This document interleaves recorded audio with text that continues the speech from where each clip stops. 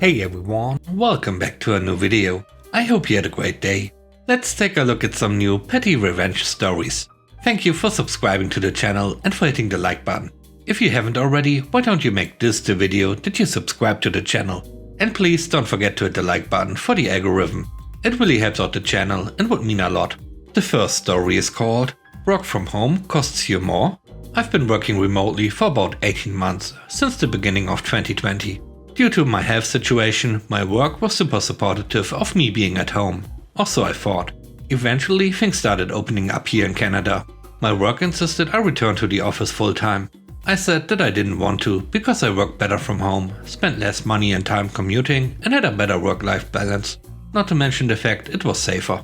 They said it was essential that I returned for the culture, so they set a date for me to return to the office. My boss told me during this conversation that remote workers are going to get paid less because they are paying for them to take a spot in the office. And now they are paying for the overhead, but nobody is taking the spot. Can't imagine the mental gymnastics you have to do to get there. It comes to the day that I return to the office. We have so many snacks there for staff. Bags of chips, cookies, chocolate bars, nuts, Gatorades, sodas, coffee, hot chocolate, tea, fruit, you name it. Seeing as I cost the company so much more at home, every single day I was in the office, I took a small stockpile of food and drinks home for me and my housemates. I also took some garbage bags, pans and cans for recycling. Guess it would have cost you less to keep me at home as I suggested.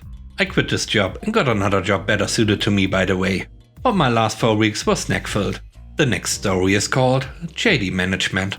When I first moved to the region, I had to abruptly end my home search due to a sudden tragedy in the family. As a result, I signed on the first place that had the amenities I wanted and fit within my budget. I didn't have time to do any real background checking on the neighborhood or management association, so yeah, my bad. To say it was mismanaged is an understatement, but the place was taken over by a far more professional firm shortly before my lease expired. And since this place was walking distance from a soon-to-complete metro extension, I decided to stick it out. The new firm did a significantly better job at first, but that didn't last long. Soon they were underpaying for waste management, so garbage stations became festering piles of loose garbage. Construction made the overflow parking situation infinitely worse. Emergency maintenance orders took up to 2 weeks to be answered. Billing went haywire, and people, me, were being charged twice for rent, then had to fight for weeks to at least get that payment credited towards the next month. They tried more than once to keep it, claiming I owned non-existent back rent. I finally had enough. So this neighborhood had insufficient street parking.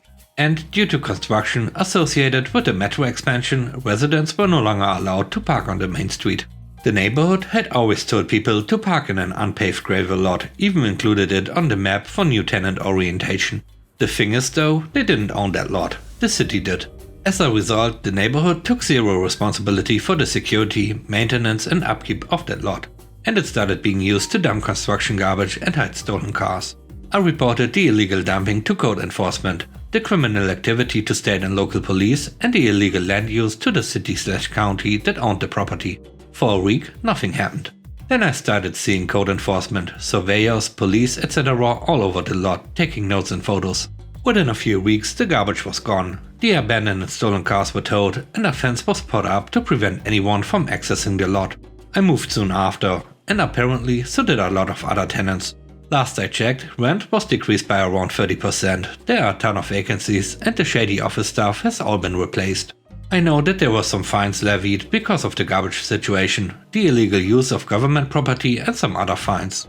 There were also lawsuits regarding their shady billing practices. Oh, and that metro expansion? I moved out 5 years ago and it's still not done.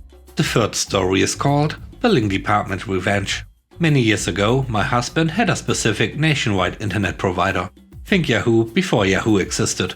About 3 years later, he is at a sporting event and he wins a free year of service from this company. He is excited because he can keep his screen name, etc. He spent a lot of time online and this was when dial-up was the only thing available. At the end of the year, he contacts them to give them updated payment info. The billing department was apparently not getting along with the marketing department. So the billing people told him not to worry about it until they contact him. Every year or so after that, he would try to give them his payment information. We had free internet for 7 years or so because of this. Every time we would contact billing, they would laugh, look at the notes on the account and tell us not to worry about it. After all, it was being charged to the marketing department and didn't count against billing in any way. Until the VP of marketing realizes that it is her name on the approvals for our years of free service. Apparently, they finally did an audit of all the books and realized what had been happening. It seems billing did this to a lot of people that got the free year of service when we got it. Marketing kept calling us to get us to pay for all the free service. Our lawyer and the billing department agreed we didn't have to pay them back for anything. They also told us not to talk to marketing, so we didn't. It took them 2 more years to get their stuff figured out. We had free internet during those 2 years too. The next story is called Tough Luck. I lived in a high-rise apartment building and my truck wouldn't fit in the underground parkade. It didn't have a lift kit, but it was heavy duty with slightly larger tires and it did have a headache rack that stuck above the cab a few inches. The apartment had a very limited number of outdoor stores at the rear end of the building, one of which I was assigned. One Saturday afternoon, I was going out with some buds from work, and when I exited the building, there was a 53-feet trailer backed up to the building with 4 guys moving furniture in. The truck was kind of jackknifed in, and the trailer was less than a foot from my front bumper. My truck was also backed in with another vehicle behind it. I was trapped. I asked the first guy I saw if they could move the truck. He said I had to ask his boss, ask which one it was, and then waited for this described person. After waiting 15 minutes, I asked a different guy where the boss was and was told he was upstairs, supervising. Thanks. I went in search of the guy and asked him to move his truck so I could get out. Truth be told, he only needed to straighten out his backup job and I could have snuck by. But he flat out refused and frankly was quite rude about it. Told me tough luck, screw off and wait. I went back downstairs to do just that. As I was sitting in my truck, I noticed there was a padlock hanging off the side door of the trailer and there was a simple huge ring of keys stuck in it. I waited until there were none of the movers around and I took the ring of keys, put them inside my jacket and then went and threw them into some bushes some distance away. Then I went back up to my apartment and called my buddies to tell them I wouldn't be joining them. About 4 hours later, the building manager called me about the keys being missing. The movers were done and wanted to leave. I told them I didn't know what he was talking about. He asked me to meet him in the back lot, which I did. The boss mover was all up in my face, saying he knew I took his ring and there were over 75 keys on it and most were one of a kind. I just played dumb. The building management suggested we look at the surveillance video. I was a little scared, I didn't realize there were cameras back there, but I played it cool. We all went to the office and watched the footage, but the way he parked the trailer blocked most of the camera's field of view. You could see me get out of my truck and walk towards the trailer. But you couldn't see me actually touch the keys and then walk back beside my truck exiting the video near the back of the vehicle, but there was nothing in my hands. The footage proved nothing. The boss man called the cops, but they too watched the footage, asked me if I had the keys, which I didn't, so I said no and said there was nothing further to be done.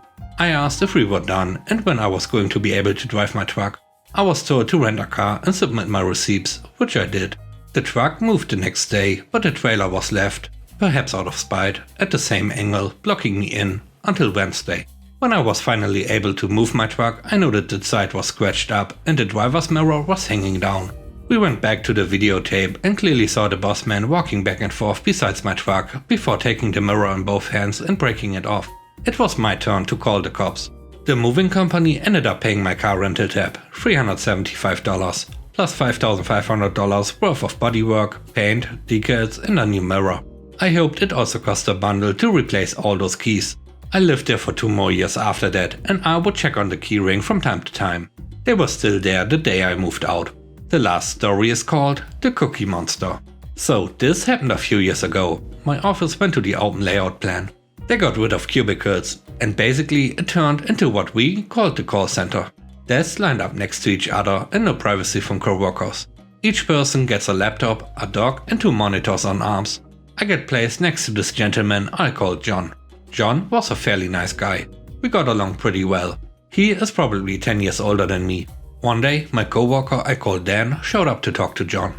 They start chit-chatting and I decided to stroll to the cafeteria to see if they had any freshly made peanut butter cookies.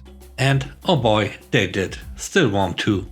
It should be a crime to sell them because they are addicting. I make my way back to my desk and Dan is still there. He says something to me and we start chatting. I place my cookies on my desk and turn to engage in conversation with him. We talk back and forth a minute and he says he has to go. Not wanting to waste the warmth of those delicious cookies, I turn around to find them. Not there. Did I misplace them? A bit of searching and I come to the conclusion I didn't. So I scope out my coworker's desk for signs of my cookies. Empty plastic wraps, crumbs, etc. Nothing. I asked my coworker John if he saw them, and he denies any involvement, but I wasn't buying it. A bit of pressure and he cracks. Says he stole my cookies as a joke and gave them back, none were eaten. No harm done, right? Wrong. They were cold. I wanted those cookies still warm, and here I had 3 miserably cool but still pretty delicious cookies. So I verbally vowed revenge. Now I like to consider myself technically inclined. So my revenge couldn't be rage-fueled but cold like my cookies, calculated and intelligent. After a month of quiet contemplation, enough time for him to forget, I found the perfect tool. A wireless mouse. I slapped that dongle in the back of his dog where he would be none the wiser. Now I could mess with him whenever and however I wanted. But I had to be smart about it, as to not get caught or do something detrimental to his work. For example, a coworker would come over to chat with John, and John turns his chair to chat. I secretly get to work by pulling out the mouse, open an unrelated application like Windows Media Player, which was in his taskbar, and hide the mouse.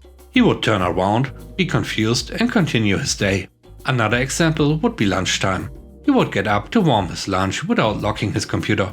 He would have some applications open, and I would minimize them.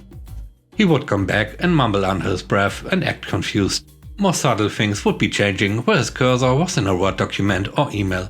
Since he was a keyboard looker when he typed, he would type his current thoughts in the wrong spot, and it would take him a few seconds to realize his mistake. This went on for weeks. Some days I'd hit him several times, others none. No harm done. Except he started getting paranoid. Since he knew I was technically inclined, he would ask what could make Windows Media Player start. I asked him what he was talking about and he let me know what his computer was doing. I gave him some puzzled looks and plausible reasons, like task scheduler or maybe a virus. He then started keeping a log of these incidents. As time went on, I became bolder in my revenge. Instead of waiting for him to get up or talk to a coworker, I would do it when he would be writing on paper at his desk or looking at his phone. Cue my screw up. It was about 7 weeks in when one day he was playing with his phone when I went to change his cursor location in an email and he saw it move. He looks at me, sees my hand under the desk and says, "I suspected it was you." The ruse was up. I admitted it. He laughed, checked the back of the dog, found the dongle and then it hit him. This was because of the cookies, wasn't it? And that is how I gained a reputation of being a cookie monster. And now it's your time to shine. Let me know what you think about the stories. On a scale of 1 to 10, how would you rate the stories and today's video? I hope you enjoyed the video. And I hope you have a great day. Stay safe. Bye bye.